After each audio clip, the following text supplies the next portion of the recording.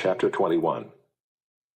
Then David came to Nob to Ahimelech the priest, and Ahimelech came to David trembling and said to him, "Why are you alone and no one with you?" And David said to Ahimelech the priest, "The king has charged me with a matter and said to me, 'Let no one know anything of the matter about which I send you, and with which I have charged you. I have made an appointment with the young men for such and such a place. Now then, what do you have on hand? Give me 5 loaves of bread or whatever is here." And the priest answered David, "I have no common bread on hand, but there is holy bread, if the young men have kept themselves from women." And David answered the priest, "Truly women have been kept from us as always when I go on an expedition. The vessels of the young men are holy even when it is an ordinary journey. How much more today will their vessels be holy?" So the priest gave him the holy bread, for there was no bread there but the bread of the presence, which is removed from before the Lord, to be replaced by hot bread on the day it is taken away. Now a certain man of the servants of Saul was there that day, detained before the Lord. His name was Doeg the Edomite, the chief of Saul's herdsmen. Then David said to Ahimelech, "Then have you not here a spear or a sword at hand? For I have brought neither my sword nor my weapons with me, because the king's business required haste." And the priest said, "The sword of Goliath the Philistine, whom you struck down in the valley of Elah, behold, it is here wrapped in a cloth behind the ephod. If you will take that, take it, for there is none but that here." And David said, "There is none like that. Give it to me." And David rose and fled that day from Saul, and went to Achish the king of Gath. And the servants of Achish said to him, "Is not this David the king of the land? Did they not sing to one another of him in dances? Saul has struck down his thousands, and David his 10,000s. And David took these words to heart, and was much afraid of Achish the king of Gath. So he changed his behavior before them, and pretended to be insane in their hands, and made marks on the doors of the gate, and let his spittle run down his beard. Then Achish said to his servants, "Behold, you see the man is mad. Why then have you brought him to me? Do I lack madmen that you have brought this fellow to behave as a madman in my presence? Shall this fellow come into my house?" Chapter 22. David departed from there and escaped to the cave of Adullam. And when his brothers and all his father's house heard it, they went down there to him. And everyone who was in distress, and everyone who was in debt, and everyone who was bitter in soul, gathered to him. And he became commander over them. And there were with him about 400 men. And David went from there to Mizpah of Moab. And he said to the king of Moab, "Please let my father and my mother stay with you, till I know what God will do for me." And he left them with the king of Moab, and they stayed with him all the time that David was in the stronghold. Then the prophet Gad said to David, "Do not remain in the stronghold. Depart and go into the land of Judah." So David departed and went into the forest of Hereth. Now Saul heard that David was discovered, and the men who were with him. Saul was sitting at Gibeah under the tamarisk tree on the height, with his spear in his hand, and all his servants were standing about him. And Saul said to his servants who stood about him, "Hear now, people of Benjamin. Will the son of Jesse give every one of you fields and vineyards? Will he make you all commanders of thousands and commanders of hundreds, that all of you have conspired against me? No one discloses to me when my son makes a covenant with the son of Jesse. None of you is sorry for me, or discloses to me that my son has stirred up my servant against me, to lie in wait, as at this day." Then answered Doeg the Edomite, who stood by the servants of Saul, "I saw the son of Jesse coming to Nob, to Ahimelech, the son of Ahitub, and he inquired of the Lord for him, and gave him provisions, and gave him the sword of Goliath the Philistine." Then the king sent to summon Ahimelech the priest, the son of Ahitub, and all his father's house, the priests who were at Nob. And all of them came to the king. And Saul said, "Hear now, son of Ahitub." And he answered, "Here I am, my lord." And Saul said to him, "Why have you conspired against me, you and the son of Jesse, in that you have given him bread and a sword, and have inquired of God for him, so that he has risen against me to lie in wait, as at this day?" Then Ahimelech answered the king, And who among all your servants is so faithful as David, who is the king's son-in-law and captain over your bodyguard, and honored in your house? Is today the first time that I have inquired of God for him? No. Let not the king impute anything to his servant or to all the house of my father, for your servant has known nothing of all this, much or little. And the king said, You shall surely die, Ahimelech, you and all your father's house. And the king said to the guard who stood about him, Turn and kill the priests of the Lord, because their hand also is with David, and they knew that he fled and did not disclose it to me. But the servants of the king would not put out their hand to strike the priests of the Lord. Then the king said to Doeg, You turn and strike the priests. And Doeg the Edomite turned and struck down the priests, and he killed on that day 85 persons who wore the linen ephod. And Nob, the city of the priests, he put to the sword, both man and woman, child and infant, ox, donkey, and sheep, he put to the sword. But one of the sons of Ahimelech, the son of Ahitub, named Abiathar, escaped and fled after David. And Abiathar told David that Saul had killed the priests of the Lord. And David said to Abiathar, I knew on that day when Doeg the Edomite was there, that he would surely tell Saul, I have occasioned the death of all the persons of your father's house. Stay with me, do not be afraid, for he who seeks my life seeks your life. With me you shall be in safe keeping. Chapter 3. But I, brothers, could not address you as spiritual people, but as people of the flesh, as infants in Christ. I fed you with milk, not solid food, for you were not ready for it. And even now you are not yet ready, for you are still of the flesh. For while there is jealousy and strife among you, are you not of the flesh and behaving only in a human way? For when one says, I follow Paul, and another, I follow Apollos, are you not being merely human? What then is Apollos? What is Paul? Servants through whom you believed, as the Lord assigned to each. I planted, Apollos watered, but God gave the growth. So neither he who plants nor he who waters is anything, but only God who gives the growth. He who plants and he who waters are one, and each will receive his wages according to his labor. For we are God's fellow workers. You are God's field, God's building. According to the grace of God given to me, like a skilled master builder, I laid a foundation, and someone else is building upon it. Let each one take care how he builds upon it. For no one can lay a foundation other than that which is laid, which is Jesus Christ. Now if anyone builds on the foundation with gold, silver, precious stones, wood, hay, straw, each one's work will become manifest, for the day will disclose it, because it will be revealed by fire, and the fire will test what sort of work each one has done.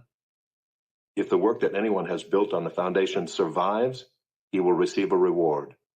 If anyone's work is burned up, he will suffer loss, though he himself will be saved, but only as through fire. Do you not know that you are God's temple, and that God's Spirit dwells in you? If anyone destroys God's temple, God will destroy him, for God's temple is holy, and you are that temple. Let no one deceive himself.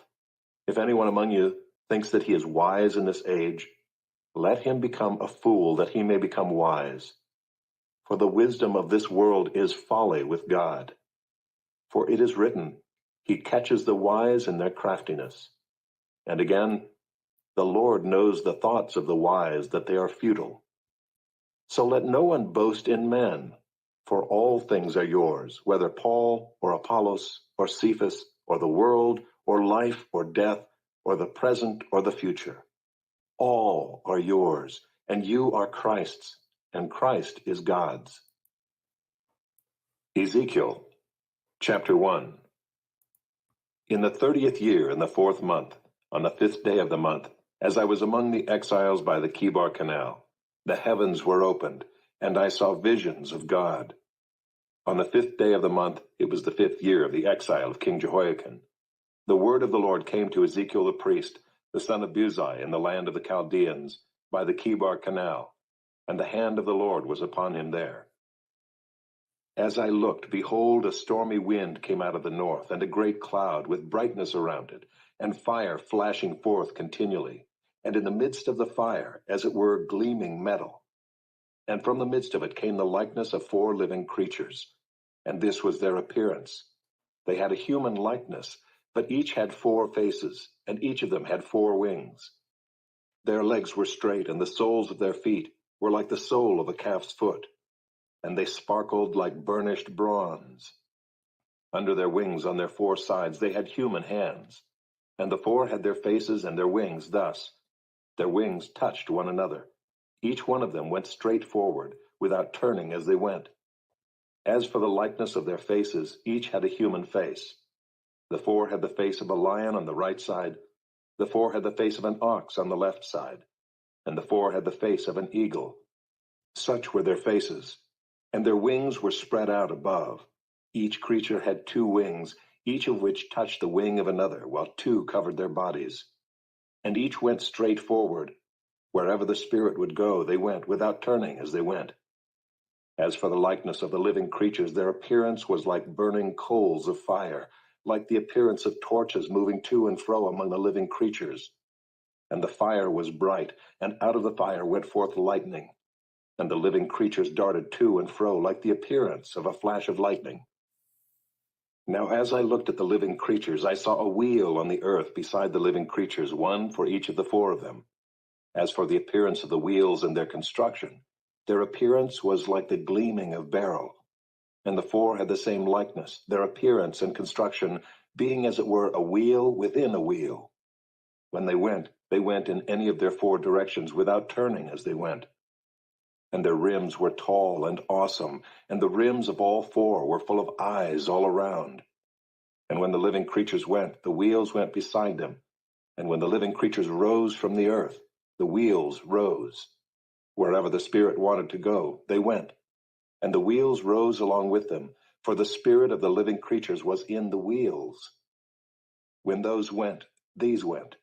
And when those stood, these stood. And when those rose from the earth, the wheels rose along with them, for the spirit of the living creatures was in the wheels. Over the heads of the living creatures there was the likeness of an expanse, shining like awe-inspiring crystal spread out above their heads. And under the expanse their wings were stretched out straight, one toward another. And each creature had 2 wings covering its body. And when they went, I heard the sound of their wings like the sound of many waters, like the sound of the Almighty, a sound of tumult like the sound of an army. When they stood still, they let down their wings, and there came a voice from above the expanse over their heads. When they stood still, they let down their wings. And above the expanse over their heads there was the likeness of a throne, in appearance like sapphire, and seated above the likeness of a throne was a likeness with a human appearance. And upward from what had the appearance of his waist, I saw as it were gleaming metal, like the appearance of fire enclosed all around. And downward from what had the appearance of his waist, I saw as it were the appearance of fire, and there was brightness around him. Like the appearance of the bow that is in the cloud on the day of rain, so was the appearance of the brightness all around. Such was the appearance of the likeness of the glory of the Lord, and when I saw it, I fell on my face, and I heard the voice of one speaking. Chapter 2. On the 3rd day there was a wedding at Cana in Galilee, and the mother of Jesus was there. Jesus also was invited to the wedding with his disciples. When the wine ran out, the mother of Jesus said to him, "They have no wine." And Jesus said to her, "Woman, what does this have to do with me? My hour has not yet come." His mother said to the servants, "Do whatever he tells you." Now there were 6 stone water jars there for the Jewish rites of purification, each holding 20 or 30 gallons. Jesus said to the servants, "Fill the jars with water." And they filled them up to the brim. And he said to them, "Now draw some out and take it to the master of the feast." So they took it. When the master of the feast tasted the water, now become wine, and did not know where it came from, though the servants who had drawn the water knew, the master of the feast called the bridegroom and said to him, Everyone serves the good wine first, and when people have drunk freely, then the poor wine. But you have kept the good wine until now." This, the first of his signs, Jesus did at Cana in Galilee, and manifested his glory, and his disciples believed in him. After this, he went down to Capernaum with his mother and his brothers and his disciples, and they stayed there for a few days. The Passover of the Jews was at hand, and Jesus went up to Jerusalem. In the temple, he found those who were selling oxen and sheep and pigeons, and the money changers sitting there. And making a whip of cords, he drove them all out of the temple with the sheep and oxen. And he poured out the coins of the money changers and overturned their tables. And he told those who sold the pigeons, "Take these things away. Do not make my Father's house a house of trade." His disciples remembered that it was written, "Zeal for your house will consume me." So the Jews said to him, "What sign do you show us for doing these things?" Jesus answered them, "Destroy this temple, and in 3 days I will raise it up." The Jews then said, "It has taken 46 years to build this temple, and will you raise it up in 3 days?" But he was speaking about the temple of his body. When therefore he was raised from the dead, his disciples remembered that he had said this, and they believed the scripture and the word that Jesus had spoken. Now when he was in Jerusalem at the Passover feast, many believed in his name when they saw the signs that he was doing. But Jesus, on his part, did not entrust himself to them because he knew all people and needed no one to bear witness about man, for he himself knew what was in man. The word of the Lord. Thanks be to God.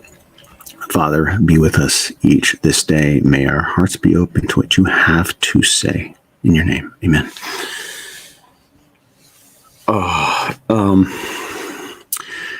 Greetings, everyone. So there is a concept that, well, let me move on. I'll get to that in the next chapter. So in chapter 22 of 1 Samuel, I'll bring that up there. A little tease for a few minutes from now. Ooh, this is rough stuff here, because David is I would say at wit's end, because he's been chased out of his home.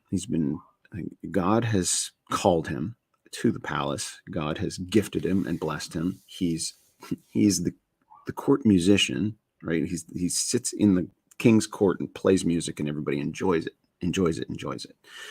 And when it's time for war, he is at the lead. He is at the front of the army. He is experiencing just fruitfulness. This guy is a standout. And he's the captain, and it's mentioned in one of these two chapters. He's the captain of the guard. Right? So he is raised, he's elevated, and all of that is gone. All of that is gone instantaneously. And in the previous chapter, we saw Saul's son, Jonathan, and he weeping over that reality, right? It's like, it'll never be the same again. My life has changed forever. The luxuries and the comforts and the responsibilities that I was enjoying are gone. And now he's on the run. And so there's obviously loyalists. He's a leader. And so he's got his followers, which arguably, if everybody was open and honest under the tyrannical oppression of Saul, the vast majority would probably be on David's side. But I bet, it's just, he talks about the young men. So he's hungry, and the priest doesn't have anything. He's like, "But I got some leftover holy bread that we eat here. Take this." And David takes that, and he's like, I left in haste. I forgot my weapon. And you have anything here? And the prized sword of Goliath. He takes it. But one of Saul's men is there present. In verse 7, Doeg the Edomite, the chief of Saul's herdsmen, happened to be in town while David was there. And so we find out later that David is aware that, this is a bad thing. That guy's essentially a spy, an informant. He's going to go straight back to Saul. And that's the case. So before we hear what happened to the priest, Ahimelech and his family, David flees to Gath, which is one of the Philistine cities. And let's see. So Gath, the Philistine, I guess David finds out that this Philistine king knows his reputation. And David's like, if it's just me, They may, my reputation precedes me. Saul has killed his thousands, David is tens of thousands. How am I going to get out of this one? And he not only is he gifted in music and warfare and leadership, he's a brilliant actor. He's an Oscar level actor. He just on a dime feigns insanity, feigns delirium. And so in our culture, where you walk down any city street, any major city street, and you see homeless encampments, etc., and you'll see people talking to themselves, and you'll see people who are genuinely deranged. David puts it on and convinces the king. He's like, "What? You bring this madman to me? Don't I have enough madmen around?" And David gets out of there. Well, here we go in chapter 22. Well, David flees to the cave. His family finds him there, but then Saul finds out. Doeg the Edomite goes to Saul and says, "David's over here in the city of the priests." And Saul, to complete his fall from favor, to utterly complete his rejection of the living God, massacres the high priest and everyone in his city. I mean, it's unthinkable. And Saul doesn't flinch. And he orders the guard to kill the priests. And they're like, obey the king or obey my God. Right? They're like, so, I mean, at least Saul didn't have the guard killed, right? The guard, you're not going to kill the priest. You kill the guard and then kill the priest, right? He could have done that. But Doeg steps forward. The head herdsman steps forward and butchers the priests of Nob, the entire city and their families, puts them to the sword. God has rejected Saul, and Saul has rejected God. Oof. Oof. I mean, there aren't words for this, but I do want to back up a little bit. In the cave, actually, I'll make this comment here. Ahimelech, one of the sons, in verse 20, one of the sons of Ahimelech, the son of Ahitub, named Abiathar, escaped and fled after David. And David confesses, "I knew this was going to happen. I've brought this upon your family, upon the household of the priesthood." And Abiathar here becomes the high priest all through the rest, when David descends to the throne, and all through 2 Samuel. Abiathar is the high priest, a man who saw his entire family butchered, yet didn't turn from God. He saw horrific things happen, and he didn't turn from God, and is appointed to the high priesthood.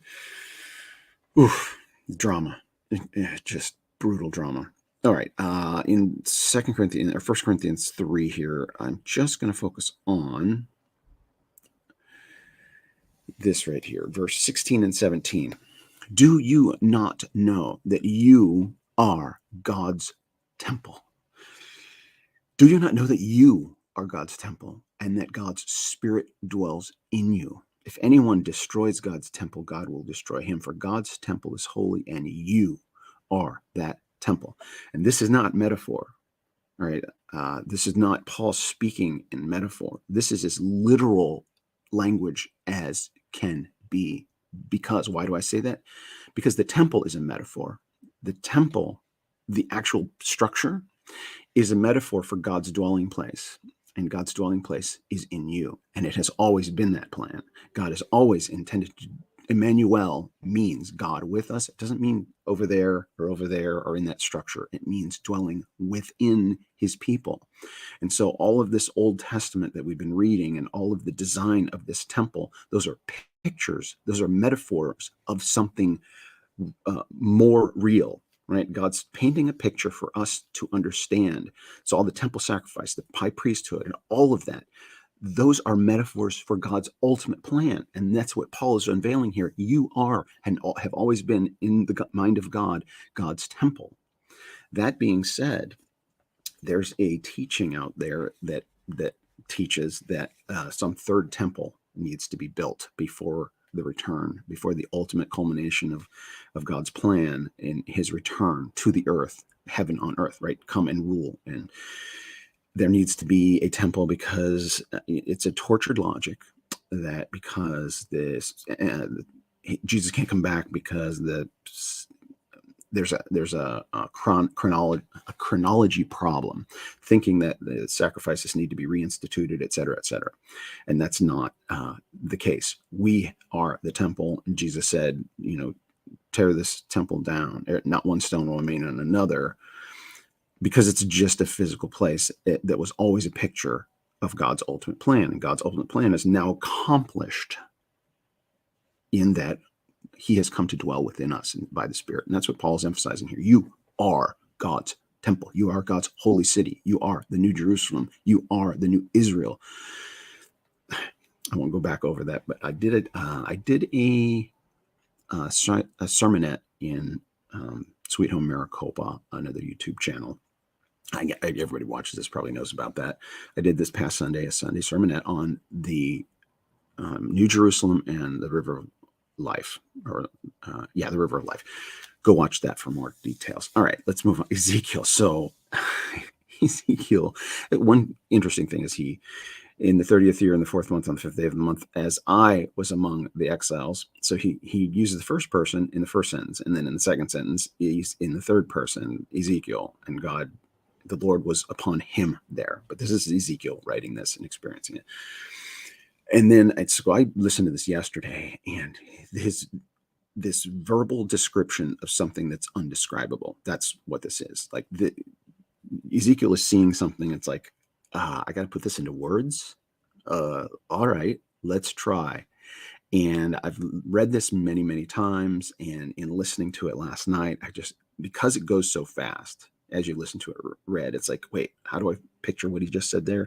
And then he moves on to this other thing. How do I picture what he said there? And so you can get kind of lost in it. But I was able to meditate, and it's like trying to visualize what we're seeing here. And it's like, good job, Ezekiel. It is some intense stuff. And you're you're getting a vision beyond the threshold, beyond the veil of the material, into the immaterial, which is more real than the material. And there are beings, and then there's this total cliffhanger at the end of this chapter. Such was the appearance of the likeness of the glory of the Lord, and when I saw it, I fell upon my face, and I heard the voice of one speaking. Next chapter. Tune in tomorrow. Yeah. Okay. Do I have the right chapter? I think I put the wrong chapter in here. We're supposed to be. I typed wrong in my. Let me get to John 2 instead of John 3. Oops. Eating up valuable time. Ugh. Okay. Well, I don't. It's the wedding at Canaan. All right. Let's just. So Jesus hasn't performed any miracles yet, and he said, we all know the story. He's at some great feast. It's a wedding banquet, and usually my understanding is they were a couple of days. So this is probably a couple of days into this feast, and they are all out of wine. And what we kind of miss here is who is aware that a miracle happened, right? So Jesus and his followers are watching this happen, and the servants who brought the jars. And then he says, all right, fill it with water and take it to the master of the party, the guys in charge, right? The guy whose job it is to throw this party. And they take it, and the guy tastes it and like, whoa. And then he goes to the groom or whatever. And he's like, most people, save the best wine or give the best wine first. You've saved it for last. And so the groom is like, we were out of wine. Somebody must have come through and provided, some benefactor, some rich benefactor. They didn't know a miracle had happened. I mean, eventually they did, but in the moment, they don't know. But the servants did, and it explicitly points that out in the passage. And then Jesus cleanses the temple. And now people say he did it twice. And he cleansed the temple twice. And I don't know if that's the case. If he does it again in John, then it's the case. And this is something I've not been aware of, but we'll find out if he does it this is the first of two, or if this is just an early accounting of one that happened later in other Gospels. Love you guys. See you later.